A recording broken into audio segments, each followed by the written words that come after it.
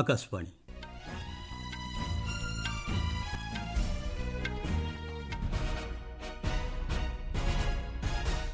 ସମ୍ବାଦ ପଢ଼ୁଛନ୍ତି ଉଦୟନାଥ ସ୍ୱାଇଁ। ମୁଖ୍ୟ ସମ୍ବାଦ। ସଂସ୍କୃତ ଭାଷାରେ ଭାରତୀୟ ଜ୍ଞାନତତ୍ତ୍ୱ ଥିବାରୁ ଲୋକମାନେ ସଂସ୍କୃତ ଭାଷା ଶିଖିବାର ଆବଶ୍ୟକତା ଉପରେ ଗୁରୁତ୍ୱାରୋପ କରିଛନ୍ତି ସ୍ୱରାଷ୍ଟ୍ରମନ୍ତ୍ରୀ।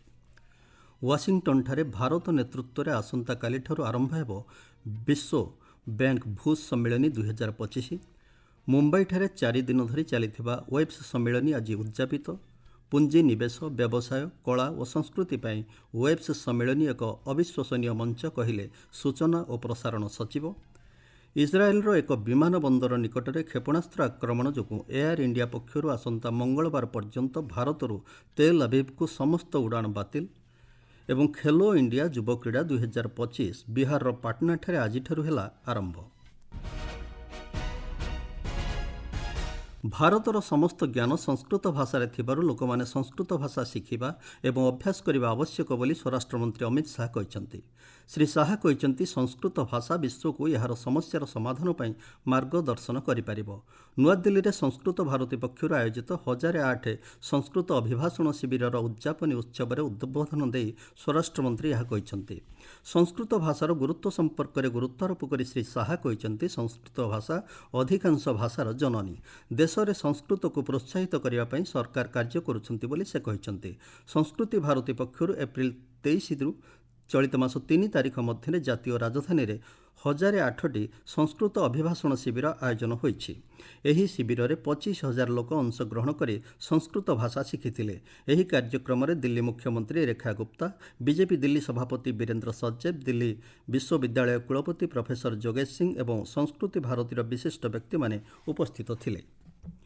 ଆମେରିକାର ୱାଶିଂଟନ୍ ଡିସି ସ୍ଥିତ ବିଶ୍ୱ ବ୍ୟାଙ୍କ ମୁଖ୍ୟ କାର୍ଯ୍ୟାଳୟରେ ଆସନ୍ତାକାଲିଠାରୁ 8 ତାରିଖ ପର୍ଯ୍ୟନ୍ତ ହେବାକୁ ଥିବା ବିଶ୍ୱ ବ୍ୟାଙ୍କ ଭୂମି ସମ୍ମିଳନୀ 2025ରେ ବିଶ୍ୱ ଭୂମି ସଂସ୍କାର ଆଲୋଚନାର ଭାରତ ନେତୃତ୍ୱ ନେବ। ପଞ୍ଚାୟତି ରାଜ ସଚିବ ବିବେକ ଭରଦ୍ୱାଜଙ୍କ ନେତୃତ୍ୱରେ ଏକ ଉଚ୍ଚସ୍ତରୀୟ ଭାରତୀୟ ପ୍ରତିନିଧି ଦଳ ଏହି ସମ୍ମିଳନୀରେ ଭାରତର ସ୍ୱାମିତ୍ୱ ଯୋଜନା ଏବଂ ଗ୍ରାମ ମାନଚିତ୍ର ସମ୍ପର୍କରେ ଉପସ୍ଥାପନ କରିବେ।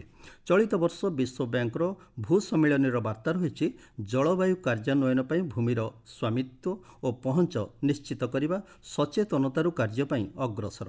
ଏହା ବୈଶ୍ୱିକ ନେତା, ନୀତି ନିର୍ଦ୍ଧାରକ, ବିଶେଷଜ୍ଞ ଏବଂ ବିକାଶ ସହଯୋଗୀମାନଙ୍କୁ ଏକାଠି କରି ଜମିର ଅବଧି ସୁରକ୍ଷିତ କରିବା, ସ୍ଥାୟୀ ବିକାଶ ଏବଂ ଜଳବାୟୁ ଉତ୍ତରଦାୟୀ ଶାସନ ପାଇଁ ଭୂମି ପ୍ରଶାସନର ଆଧୁନିକୀକରଣ ପାଇଁ ରଣନୀତି ଅନୁସନ୍ଧାନ କରିବା।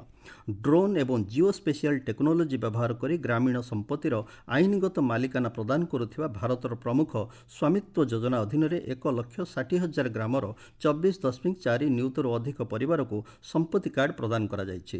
ପଞ୍ଚାୟତି ରାଜ ମନ୍ତ୍ରଣାଳୟ ଏକ ବିବୃତ୍ତିରେ କହିଛି, ଏହା 100 ନିୟୁତରୁ ଅଧିକ ସମ୍ପତ୍ତିର ମ୍ୟାପିଂ କରିଛି ଏବଂ ଆନୁମାନିକ $1.162 ଟ୍ରିଲିୟନ ମୂଲ୍ୟର ଜମି ମୂଲ୍ୟାଙ୍କନ କରିଛି।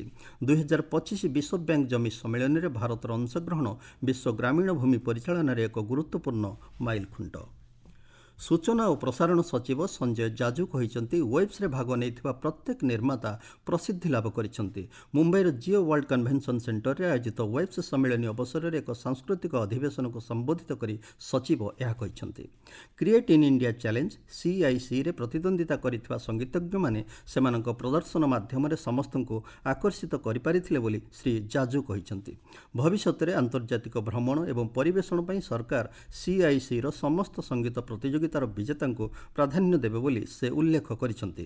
ସେ କହିଛନ୍ତି, ଭାରତରେ ପେସାଦାର ବ୍ୟାଣ୍ଡର ଅଭାବ ଥିବାବେଳେ ୱେବ୍ସ ଏଭଳି ଅନନ୍ୟ ପ୍ରତିଭାଙ୍କୁ ଖୋଜି ବାହାର କରିଛି, ଯାହା ବିଶ୍ୱସ୍ତରରେ ଭାରତର କଳା ଓ ପ୍ରତିଭାକୁ ପ୍ରଦର୍ଶିତ କରୁଛି।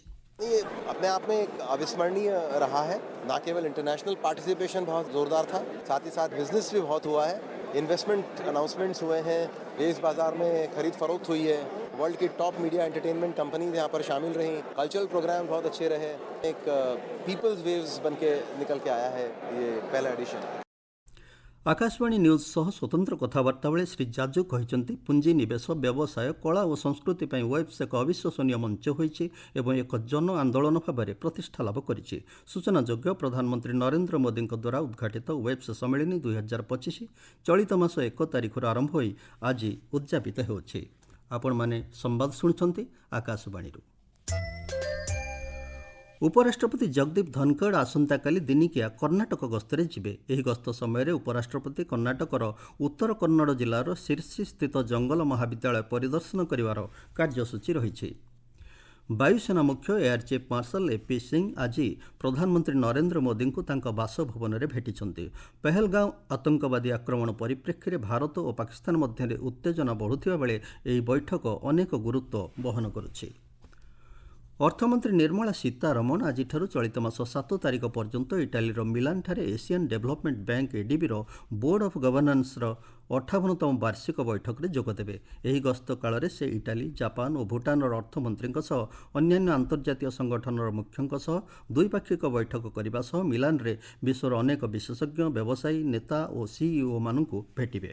ଶ୍ରୀମତୀ ସୀତାରମଣ ମିଲାନରେ ଥିବା ଭାରତୀୟ ପ୍ରବାସୀଙ୍କ ସହ ଆଲୋଚନା କରିବେ ଏବଂ ବୋକୋନି ବିଶ୍ୱବିଦ୍ୟାଳୟରେ ଅର୍ଥନୈତିକ ଏବଂ ଜଳବାୟୁ ସହନଶୀଳତାର ସନ୍ତୁଳନ ବିଷୟରେ ଏକ ପୂର୍ଣ୍ଣାଙ୍ଗ ଅଧିବେଶନକୁ ସମ୍ବୋଧିତ କରିବାର କାର୍ଯ୍ୟସୂଚୀ ରହିଛି। ପ୍ରତିରକ୍ଷା ମନ୍ତ୍ରୀ ରାଜନାଥ ସିଂ ଆସନ୍ତାକାଲି ନୂଆଦିଲ୍ଲୀରେ ତାଙ୍କ ଜାପାନ ପ୍ରତିପକ୍ଷ ଜେନେରାଲ ନାକାଟାନିଙ୍କ ସହ ଦ୍ୱିପାକ୍ଷିକ ବୈଠକ କରିବେ। ପ୍ରତିରକ୍ଷା ମନ୍ତ୍ରଣାଳୟ ଏକ ବିବୃତ୍ତିରେ କହିଛି, ଏହି ବୈଠକରେ ଉଭୟ ପକ୍ଷ ସାମ୍ପ୍ରତିକ ଆଞ୍ଚଳିକ ଏବଂ ଆନ୍ତର୍ଜାତୀୟ ନିରାପତ୍ତା ପରିସ୍ଥିତି ଉପରେ ମତ ବିନିମୟ କରିବେ। ଦ୍ୱିପାକ୍ଷିକ ପ୍ରତିରକ୍ଷା ସହଯୋଗକୁ ଆହୁରି ସୁଦୃଢ଼ କରିବାର ଉପାୟଗୁଡ଼ିକ ଉପରେ ଆଲୋଚନା କରିବେ। ଭାରତ ଏବଂ ଜାପାନ ମଧ୍ୟରେ ଦୀର୍ଘମିଆଦୀ ବନ୍ଧୁତା ରହିଛି, ଯାହା 2014 ମସିହାରେ ସ୍ୱତନ୍ତ୍ର ରଣନୈତିକ ଓ ବୈଶ୍ୱିକ ଭାଗିଦାରୀର ଉନ୍ନତି ପରେ ଗୁଣାତ୍ମକ ଗତି ହାସଲ କରିଛି। ପ୍ରତିରକ୍ଷା ଓ ନିରାପତ୍ତା ଦୁଇ ଦେଶ ମଧ୍ୟରେ ସମ୍ପର୍କର ଗୁରୁତ୍ୱପୂର୍ଣ୍ଣ ସ୍ତମ୍ଭ। ଗତ ବର୍ଷ ନଭେମ୍ବରରେ ଆସିଆନ୍ ପ୍ରତିରକ୍ଷା ମନ୍ତ୍ରୀଙ୍କ ବୈଠକ ପ୍ଲସ୍ ଅବସରରେ ପ୍ରଥମ ଥର ପାଇଁ ଆଲୋଚନା ପରେ 6 ମାସ ମଧ୍ୟରେ ଦୁଇ ପ୍ରତିରକ୍ଷା ମନ୍ତ୍ରୀଙ୍କ ମଧ୍ୟରେ ଏହା ଦ୍ୱିତୀୟ ବୈଠକ ହେବ। ଇସ୍ରାଏଲ ସହର ତେଲ୍ ଆବିବ୍ର ବିମାନ ବନ୍ଦର ନିକଟରେ କ୍ଷେପଣାସ୍ତ୍ର ଆକ୍ରମଣ ପରେ ଏୟାର ଇଣ୍ଡିଆ ପକ୍ଷରୁ ତେଲ୍ ଆବିବ୍କୁ ଏହାର ସମସ୍ତ ବିମାନ ଚଳିତ ମାସ 6 ତାରିଖ ପର୍ଯ୍ୟନ୍ତ ସ୍ଥଗିତ ରଖିବାକୁ ଏୟାର ଇଣ୍ଡିଆ ଘୋଷଣା କରିଛି। ଯାତ୍ରୀ ଓ କର୍ମଚାରୀଙ୍କ ସୁରକ୍ଷାକୁ ସୁନିଶ୍ଚିତ କରିବା ପାଇଁ ତେଲ୍ ଆବିବ୍କୁ ବିମାନ ଚଳାଚଳ ଆସନ୍ତା ମଙ୍ଗଳବାର ପର୍ଯ୍ୟନ୍ତ ବନ୍ଦ ରହିବ ବୋଲି ଏୟାରଲାଇନ୍ସ ପକ୍ଷରୁ କୁହାଯାଇଛି। ଆଜିଠାରୁ ଚଳିତ ମାସ 6 ତାରିଖ ମଧ୍ୟରେ ବୈଧ ଟିକଟ ନେଇ ଏୟାରଲାଇନ୍ସର ବିମାନରେ ବୁକିଂ କରିଥିବା ଯାତ୍ରୀଙ୍କୁ ପୁନଃ ନିର୍ଦ୍ଧାରଣ କିମ୍ବା ବାତିଲ ପାଇଁ ସମ୍ପୂର୍ଣ୍ଣ ରିଫଣ୍ଡ ଉପରେ ଏକକାଳୀନ ରିହାତି ପ୍ରଦାନ କରାଯିବ। କୃଷିମନ୍ତ୍ରୀ ଶିବରାଜ ସିଂ ଚୌହାନ ଆଜି ନୂଆଦିଲ୍ଲୀରେ ଭାରତୀୟ କୃଷି ଗବେଷଣା ପରିଷଦ ICAR ଦ୍ୱାରା ବିକଶିତ ଭାରତର ପ୍ରଥମ 2ଟି ଜିନୋମ୍ ସମ୍ପାଦିତ ଧାନ ପ୍ରଜାତିର ଶୁଭାରମ୍ଭ କରିଛନ୍ତି। କାର୍ଯ୍ୟକ୍ରମକୁ ସମ୍ବୋଧିତ କରି ମନ୍ତ୍ରୀ କହିଛନ୍ତି, ଆଜି ଭାରତ ପାଇଁ ଏକ ଐତିହାସିକ ଦିନ। ସେ କହିଛନ୍ତି, ଏହି 2ଟି ପ୍ରଜାତି ଉତ୍ପାଦନ ଖର୍ଚ୍ଚ ହ୍ରାସ କରିବା ସହ ଦେଶରେ ଧାନର ଅମଳ ବୃଦ୍ଧି କରିବ। ପ୍ରକଳ୍ପରେ ସାମିଲ ଥିବା କୃଷି ବୈଜ୍ଞାନିକମାନଙ୍କୁ ଅଭିନନ୍ଦନ ଜଣାଇବା ସହ ଦେଶର କୃଷି ବୈଜ୍ଞାନିକମାନଙ୍କ ସାମର୍ଥ୍ୟ ଉପରେ ଦେଶର ବିଶ୍ୱାସ ରହିଛି ବୋଲି ଶ୍ରୀ ଚୌହାନ କହିଛନ୍ତି।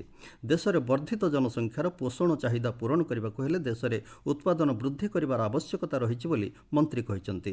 ଏହି ଗବେଷଣା ପ୍ରଧାନମନ୍ତ୍ରୀ ନରେନ୍ଦ୍ର ମୋଦିଙ୍କ ବିକଶିତ ଭାରତର ସଂକଳ୍ପ ସାକାର ଦିଗରେ ଏକ ମାଇଲ ଖୁଣ୍ଟ ସାବ୍ୟସ୍ତ ହେବ ବୋଲି ଶ୍ରୀ ଚୌହାନ କହିଛନ୍ତି। ଖେଲୋ ଇଣ୍ଡିଆ ଯୁବ କ୍ରୀଡ଼ା 2025 ଆଜି ସନ୍ଧ୍ୟାରେ ବିହାରର ପାଟନାଠାରେ ଉଦ୍ଘାଟିତ ହୋଇଛି। କ୍ରୀଡ଼ାମନ୍ତ୍ରୀ ଡକ୍ଟର ମନସୁଖ ମାଣ୍ଡବ୍ୟ, ଯୁବ ବ୍ୟାପାର ଓ କ୍ରୀଡ଼ା ରାଷ୍ଟ୍ରମନ୍ତ୍ରୀ ରକ୍ଷା ଗଡ଼ସେ ଏବଂ ବିହାର ମୁଖ୍ୟମନ୍ତ୍ରୀ ନୀତିଶ କୁମାର ଉଦ୍ଘାଟନୀ ସମାରୋହରେ ଯୋଗ ଦେଇଛନ୍ତି। ଏହି ଅବସରରେ ଅନେକ ରଙ୍ଗାରଙ୍ଗ ସାଂସ୍କୃତିକ କାର୍ଯ୍ୟକ୍ରମ ଅନୁଷ୍ଠିତ ହୋଇଛି। ବିହାରର 6ଟି ସହରରେ ପ୍ରତିଯୋଗିତାଗୁଡ଼ିକ ଅନୁଷ୍ଠିତ ହେବ।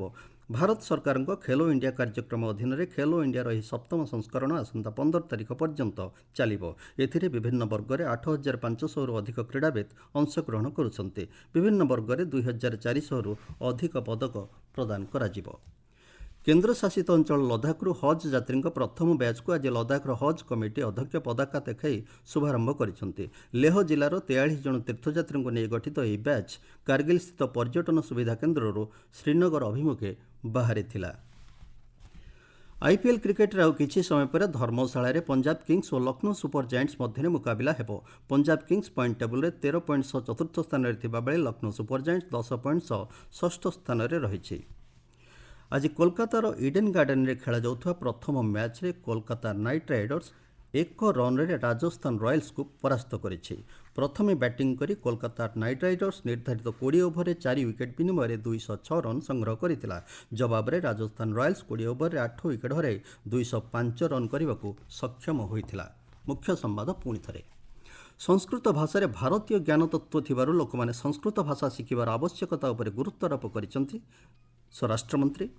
ୱାସିଂଟନ୍ଠାରେ ଭାରତ ନେତୃତ୍ୱରେ ଆସନ୍ତାକାଲିଠାରୁ ଆରମ୍ଭ ହେବ ବିଶ୍ୱ ବ୍ୟାଙ୍କ ଭୂ ସମ୍ମିଳନୀ 2025। ମୁମ୍ବାଇଠାରେ 4 ଦିନ ଧରି ଚାଲିଥିବା ୱେବ୍ସ ସମ୍ମିଳନୀ ଆଜି ଉଦ୍ଯାପିତ। ପୁଞ୍ଜିନିବେଶ, ବ୍ୟବସାୟ, କଳା ଓ ସଂସ୍କୃତି ପାଇଁ ୱେବ୍ସ ସମ୍ମିଳନୀ ଏକ ଅବିଶ୍ୱସନୀୟ ମଞ୍ଚ, କହିଲେ ସୂଚନା ଓ ପ୍ରସାରଣ ସଚିବ। ଇସ୍ରାଏଲ୍ର ଏକ ବିମାନ ବନ୍ଦର ନିକଟରେ କ୍ଷେପଣାସ୍ତ୍ର ଆକ୍ରମଣ ଯୋଗୁଁ ଏୟାର ଇଣ୍ଡିଆ ପକ୍ଷରୁ ଆସନ୍ତା ମଙ୍ଗଳବାର ପର୍ଯ୍ୟନ୍ତ ଭାରତରୁ ତେଲ୍ ଆବିବ୍କୁ ସମସ୍ତ ଉଡ଼ାଣ ବାତିଲ। ଏବଂ ଖେଲୋ ଇଣ୍ଡିଆ ଯୁବ କ୍ରୀଡ଼ା 2025 ବିହାରର ପାଟନାଠାରେ ଆଜିଠାରୁ ହେଲା ଆରମ୍ଭ। ସମ୍ବାଦ ଶେଷ ହେଲା।